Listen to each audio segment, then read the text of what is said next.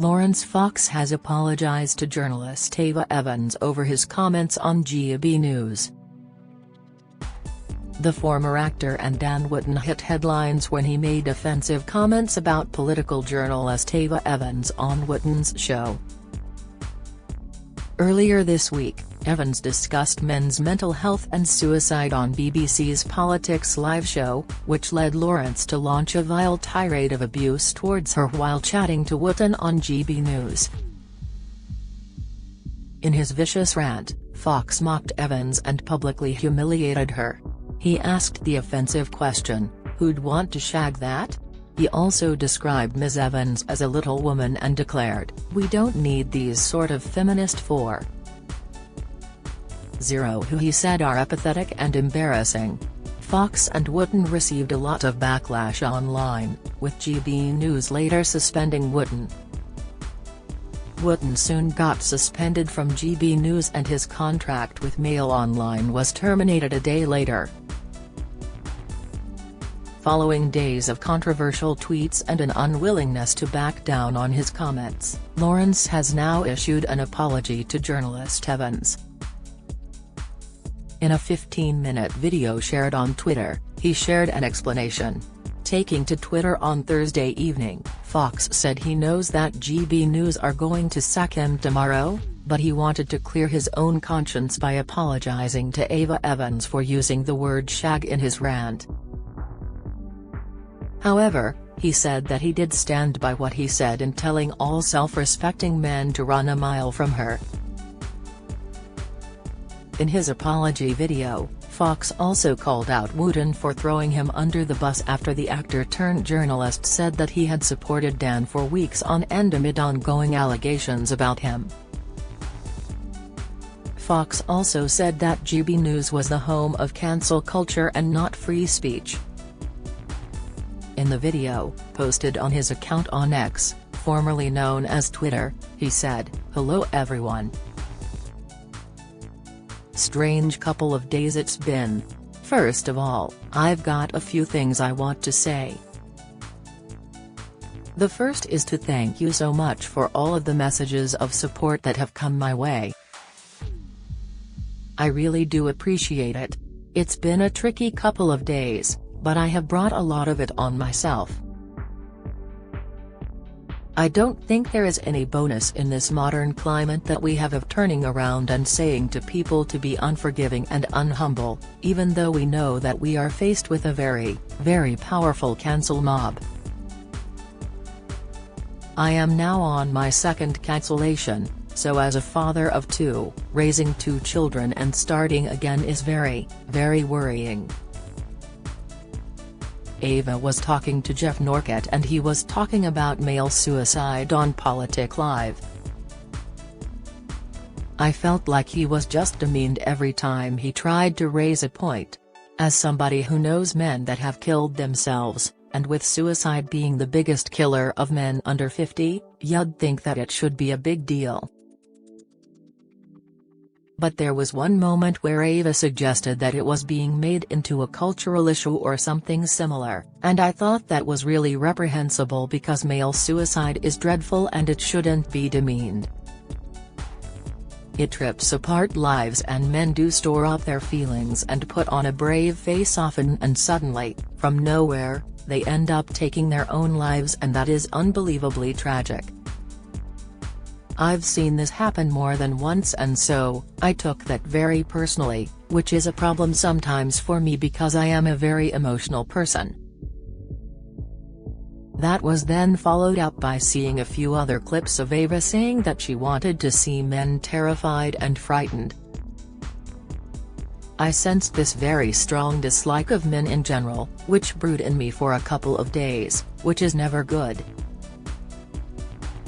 The overwhelming majority of men -99% of men are good, decent, and honest people and they love their partners and they support and encourage them. You see families every single day working together happily, and it's only these extreme cases that are dragged out. I think that Ava shouldn't paint all men with one brush, in the same way as I shouldn't paint all women with one brush. I was being particular about a certain ideological-driven type of woman. I don't think it makes women happy to hate men. I don't think it makes society happy for women to hate men in the way that Ava so often does, and there has been an awful lot of talk of misogyny." Laurence went on, "I went on the Dan Wootton show. I told them exactly what I was going to say, and I think that people found it amusing. They knew what I was going to say, and I think I did even mention to the producer the use of the word shag, which I don't think is the world's worst word. The point I should have made was to say that men who are traditionally stoic men should probably avoid women who don't like them very much and women who dismiss male suicide. If I was going to be sensible and I could replay it, I would say that any self-respecting man in 2023 would be well advised to avoid a woman who possesses that worldview, because she will probably cause him nothing but harm. But what I did say was, I wouldn't shag that, which is not right. It's demeaning to Ava, so I am sorry for demeaning her in that way. However angry I am with her still, I am sorry for doing that. And it demeans me because it's not representative of who I am, and also I'm not saying any of this stuff. I know I'm going to get sacked tomorrow. I'm saying this stuff to clear my own conscience. I do think that what has happened is that a narrative has been spun and a scapegoat has been found, which is me. I don't think that that has been particularly fair. We're living in a world which is getting progressively more divided, and all the things that I care about in terms of free speech are a way of getting people to talk to each other from different political lines and different culture lines. I would like to say to GB News, I would like to add some context as to why I posted Dan's texts. Dan has been in a lot of hot water after an attack on him. I provided Dan with several weeks of daily moral support and encouragement and the full access to free legal services. I said to Dan if they had sacked him without any actual police investigation or involvement and on the back of some complaints which are unfounded and the presumption of innocence isn't maintained, then I told him I would walk out in solidarity with him. So when I read his response where he had thrown me under the bus, which has been a standard feature from GB News presenters, I decided that it was important to know that context of that. One shouldn't behave in that way. I don't do disloyalty and I don't do cowardice, and I believe 100% in integrity, which is why I'm stumbling through this apology. GB News have now opened themselves up for complete destruction because they have branded themselves as the home of free speech. They could have said something like what Laurence said was appalling, but Hess got the right to say it. I know myself I could have expressed it better, but to see GB News to that cancelling of me and sack us both tomorrow, certainly I think they'll sack me. They are opening themselves up to that cancellation mob which was well whipped up and organized, and there has been more suppression of free speech. GB News had one opportunity, and that opportunity was to stand up and defend free speech, which they haven't done. They are actually the home of cancel culture and not of free speech. They're more at risk of cancel culture than any other channel, which is so ironic. Laurence went on to compare his situation to that of Gary Lineker, who earlier this year, received a 7-day suspension for comments he made on refugees. When he was given his 7-day suspension, everyone walked out with him. Sometimes I wonder to myself why we're losing this cultural war with people who want to dismantle our culture entirely and dismantle our history and education. And anyone who celebrates British values, they want them to be demonized and hated, and that is the mission. So to me, it is a war. While everyone walked out with Gary Lineker, at GB News, which is never surprising to me because I've worked in showbiz for 20 years, it felt like someone else was just so happy to get into the seat before it was even cool. I wanted to just say that I regret the use of my language because I don't think it honors me or my view of women. I'm not a misogynist on any level, so there will be no sex allegations or whatever coming my way. I honor, love, and respect women, even those that I don't agree with, and I profoundly disagree with Ava. The original idea of feminism was equality, which is a noble goal. Women have been suppressed, but this wave of feminism that we're on feels like it's not about equality, it's about authority over men. It's like the BLM movement. It's not about black people struggling somehow, it's about revenge and money, obviously.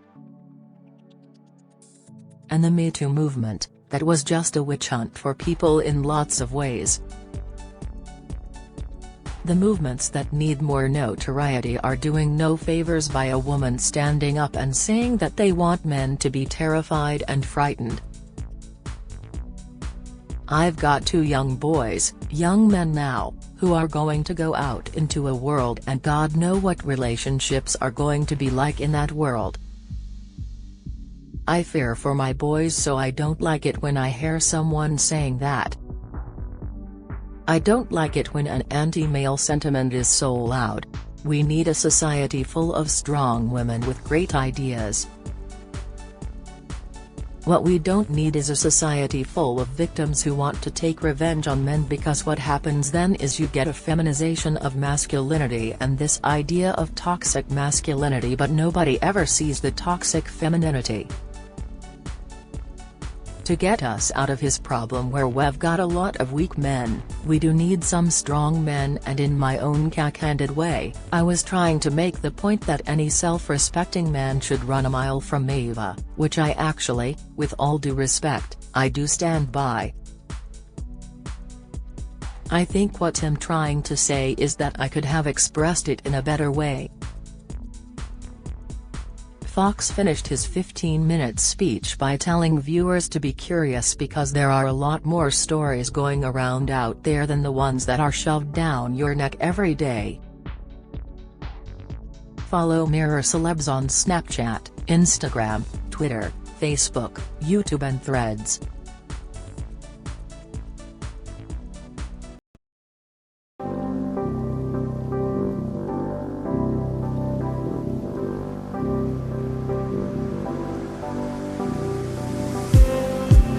Just need some